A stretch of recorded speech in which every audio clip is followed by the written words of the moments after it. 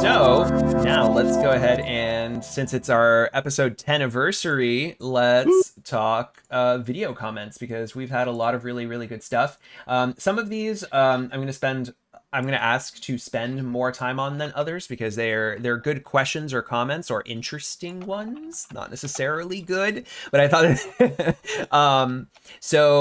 and some are just like really nice compliments. So thank you very much.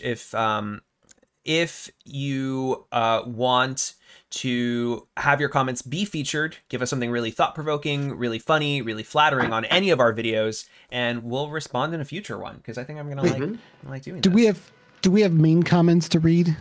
No, we don't have a mean comment, but I definitely have a comment that I'm gonna be like, I have things to say. I have thoughts. I'm sure you'll know exactly which one it is when it comes up. Okay. Opti, your face looks like you got put into a washing machine that got put into a drying machine. That's very creative. I don't know what looks like. I didn't want to be too mean to myself, or mean at all. So I thought this will be neutral. Well, it smells like linen. All right. So first comment is from our interview, the Improv for Tabletop interview that we did. The comment from Kevin is, "This is an interesting conversation. She's amazing. I had a follow-up question for improv in general. Do you end up holding back because maybe something inappropriate comes out of your mouth? Is there a no sacred cow mentality or cushion for some thought that might offend? Is there like a session 0 for improv groups?" So speaking from personal experience, when Maha taught me, because that had to come up at some point, and it came up very early. The first part of the training is just say anything, and if it's offensive, we have to excuse each other. That is not what you do at a tabletop group. The reason I'm saying that this is what we did is to learn to trust the first instinct that comes out of your mouth, because we tend to stop ourselves because we want to be more clever than whatever's the first thing that pops in our head. So the first part was training to get to that and trust that you're going to say it. Then once you have that trained, then you can recognize it. You have your brain trained to think faster and to stop yourself from saying something that's offensive. If you do say something offensive at a tabletop game, X-card yourself immediately, apologize, right? Don't be that person, but also don't have that be your excuse, like, oh, I'm just training myself, I have to get used to not being offended. No, because then that starts bringing up red flags, and you have to, no, just don't do that. If you know that the table's going to be offended, just don't say it. You have to kind of like, you have to be aware of it. That's our improv session 0. Is like, look, we're training behind the scenes, but when we're on stage, we really don't want to say stuff that's going to like make people walk out and not have fun. Same thing at a tabletop game. What do y'all think? I think I walk around in a state of not saying things and holding myself back. I think actually that's why I'm an introvert most of the time. It's because I'm afraid inappropriate things are going to fly out of my mouth. So yeah, I personally err on the side of just wait to make sure that what comes out is appropriate. But like I said, like I've been doing this a long enough time that inappropriate things aren't usually the first thing that come to my mind. So. Yeah, and if they do that, you can catch yourself and stop yourself. And yeah, that was also another interesting thing. Because it's tabletop and not stage, you're not expected to say something right away and be quick and on your feet. So if you need to take a moment for yourself to think of something that is not offensive, you can do that. Like, it's okay. There's no expectation. There's no performance, none of that. So just give yourself that breathing room to say something that you know is going to make yourself and the table feel comfortable, and you can keep playing comfortably. What do you think, Cliff? Mm-hmm. Yeah, I think it's about having cultivating your gaming group as a safe space, using safety tools to understand each other, but also cultivating a culture of trust and respect, and such that if anyone does bring up an objection, they don't have to deal with somebody saying, "Nah, that's not what I was doing," or doubling down on it. You just say, "Oh, okay," and understand it and move on, taking that into account to make sure everyone feels comfortable and welcome. That said, as far as my experience playing and GMing is, I really tend to put myself deep within whatever character I'm playing. Mm-hmm. And I don't tend to think so much about whether or not what that character is saying or doing is appropriate from an external context. It's sometimes my characters might say or do inappropriate things because that's who they are. And sometimes those are bad characters or characters with a flawed perspective. I'm not saying doing like heinous, egregious things, but it's a thing to watch out for. And I guess my biggest thing is I always try to do my best and try to be respectful and be worthy of people's trust. But when I do make mistakes, I try to do the right thing and make people feel welcome and make amends as quickly as I can possibly recognize that. Cool.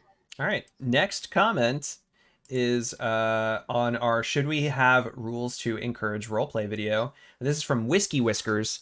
I have to disagree that no one would want to have control of their roleplay dictated by mechanics. It's sometimes nice to not have complete control of your character, to think of them as someone with their own thoughts and feelings that aren't always what you thought they were. It allows you to be surprised by the character you've made. And goes into talking about Pendragon and that system. But that's actually, I thought that was a really neat point, and it reminded me of, and I have never had the pleasure of playing Monster Hearts, but I know that that's a thing where the GM gets to describe things that are going on in your character's head, and like you're starting to feel some like, oh, this vampire is really sexy, you know, and guiding the story that way, because as a teenager you don't necessarily have control of your emotions and your impulses. Yeah.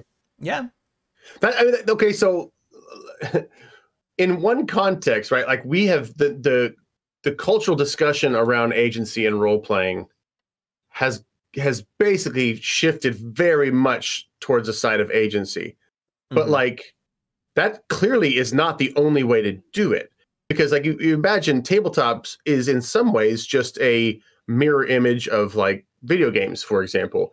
And tons of video games use that sort of mechanic where they tell you what your character is thinking. Like you have tremendous amount of agency over maybe the mechanical aspects of your character, but a lot of video games invite you to play a character that isn't you, right?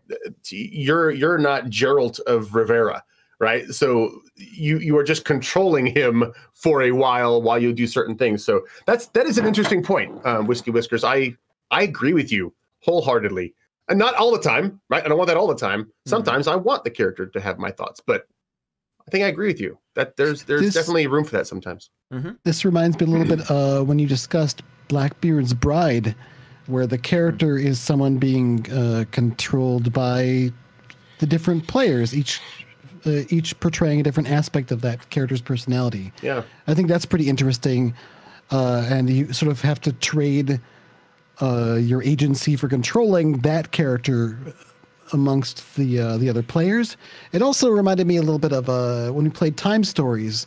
We were these time travelers that would sort of, our consciousness would jump into these people who would be at this time, and we would sort of role play them as if, you know, we have our time traveler characters with our own personalities, but then we're sort of tucked into these other people, and then we just sort of took it from there with the campaign where we would carry on, take with us attributes of our previous selves and move it into a fun RP thing. It was really fun. I liked it a lot.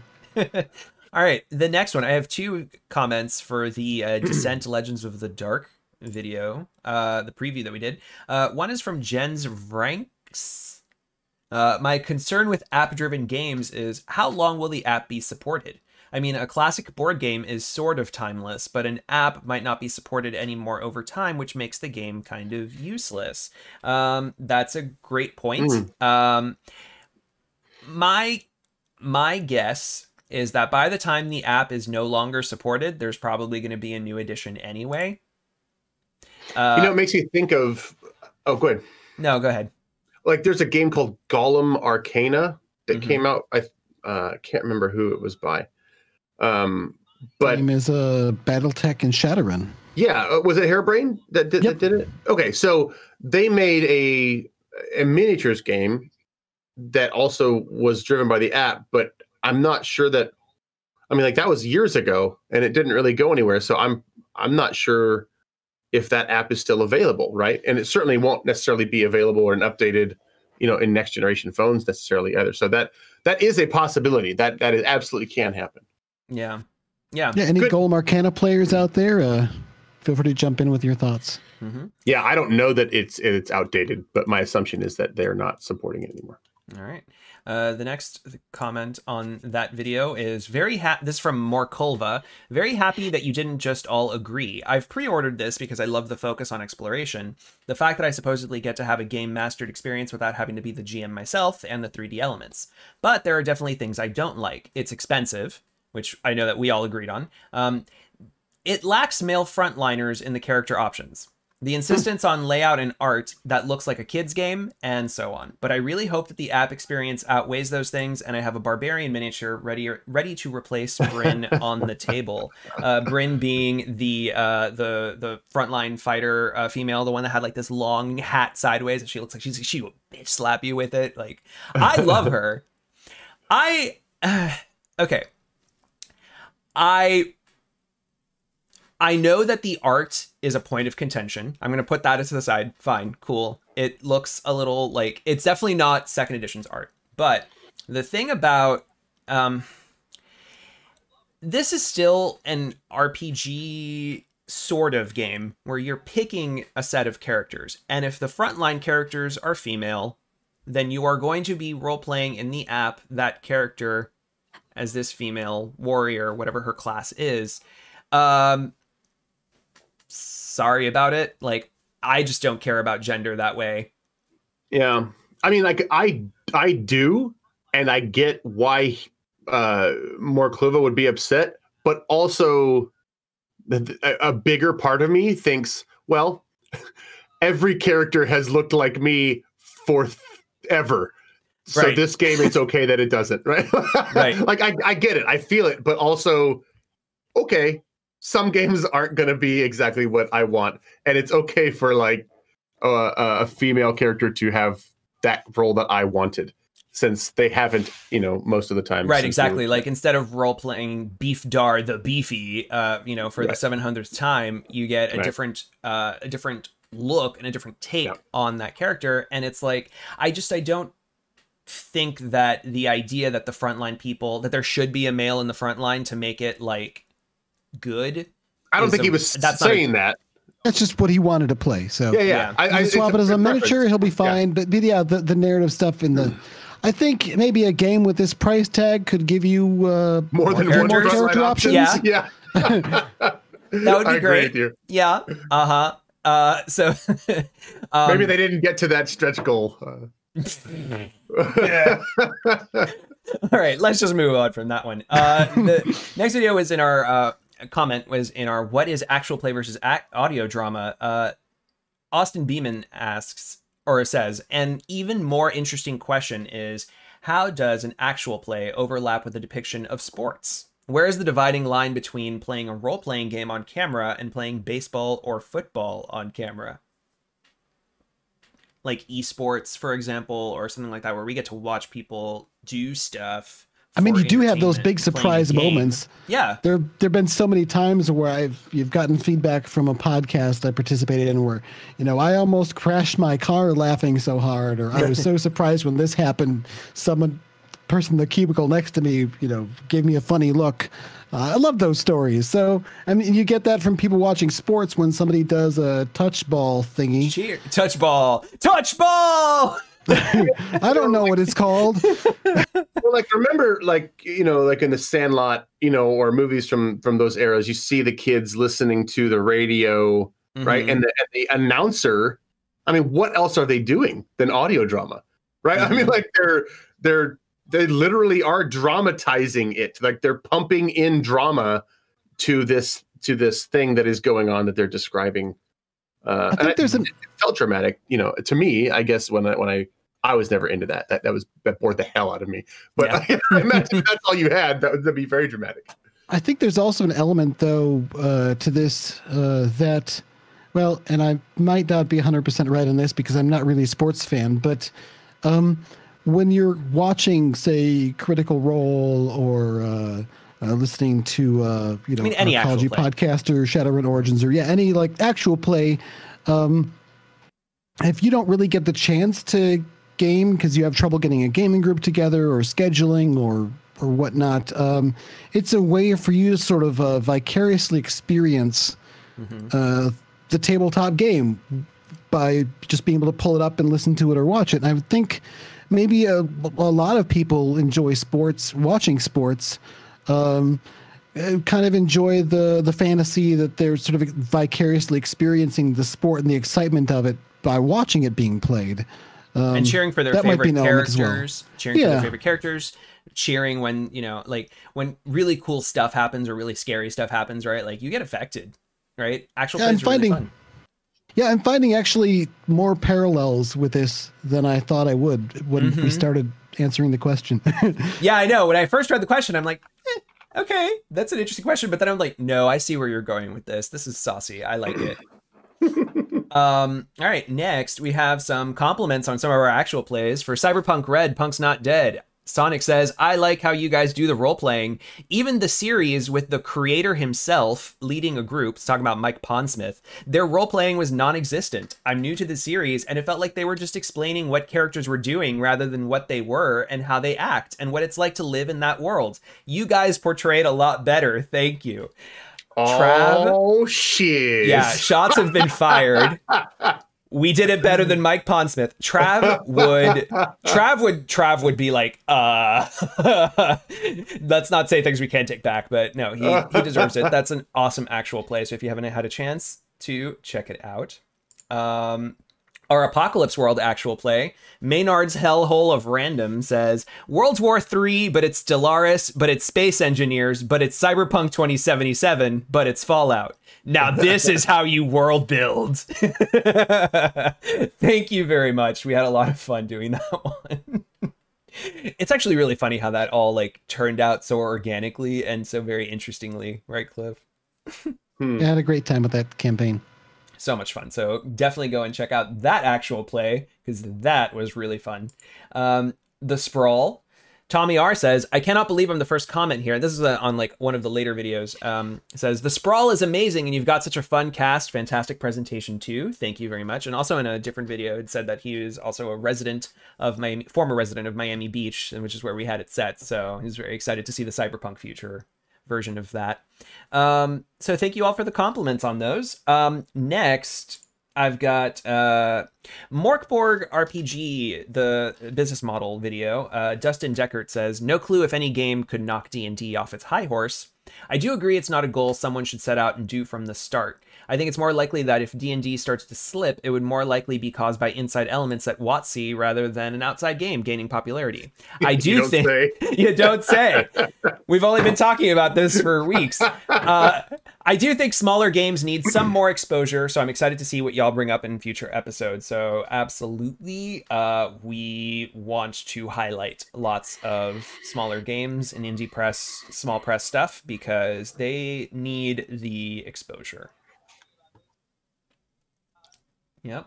Yeah. Yeah. Honestly, yeah. I don't really have anything against D&D specifically. I do enjoy it. My eldest kid wanted to play that as far as starting a new role-playing game thing earlier this year during our continuing quarantine here. But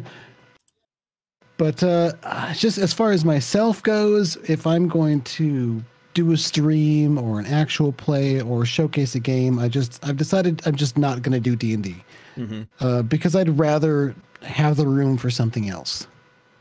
100%. And I'd like to see more people do that.